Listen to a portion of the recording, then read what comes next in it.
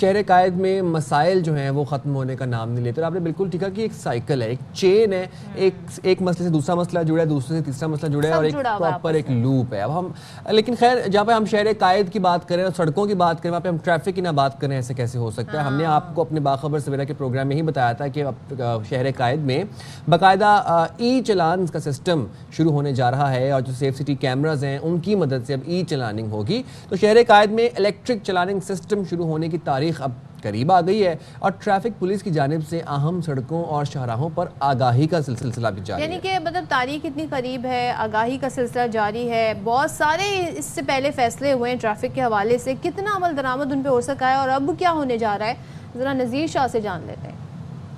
کراچی شہر میں ای چالاننگ سسٹم کا کاؤنٹ ڈاؤن شروع، اگلے ماہ سے ٹریفک چالان ٹریفک اہلکار نہیں بلکہ خودکار سسٹم کے ذریعے کیا جائے گا۔ ڈی آئی جی ٹریفک پیر محمد شاہ کہتے ہیں کئی ماہ سے ذرائع ابلاغ، سوشل میڈیا اور دیگر پلیٹ فارمز پر شہریوں کو ای چالان کی آگاہی دی جا رہی ہے۔ ہمارا مقصد چالان پر زور دینا نہیں بلکہ ٹریفک قوانین پر پابندی کروانا ہے۔ جدید سسٹم کی مدد حاصل کرنے جا رہے ہیں، امید ہے بہتری آئے گی۔ کراچی کے اندر اگلے ماہ سے ایک بڑی چینج آنے والی ہے۔ یہ چینج جو ہے وہ کوئی چالان ایشو کرنے والی چینج نہیں ہے، یہ بیسیکلی آپ کو سہولت دینے کی چینج ہے۔ خودکار نظام ہوگا جس کے ذریعے آپ کو ایویڈنس بیسڈ جو ہے نا ٹکٹس گھروں تک پہنچیں گی۔ کئی ماہ سے اپنی مہم چلا رہے لوگوں تک ہم بات پہنچا رہے ہیں کہ کراچی کے اندر جو مینول سسٹم ہے اس سے ہم ٹرانسفارم ہو کر ہم آٹومیٹک سسٹم کی طرف جا رہے ہیں۔ شہریوں نے ٹریفک پولیس کے اس اقدام کو سراہتے ہوئے کہا ای چالاننگ سسٹم سے رشوت ستانی کا خاتمہ ممکن ہو سکے گا۔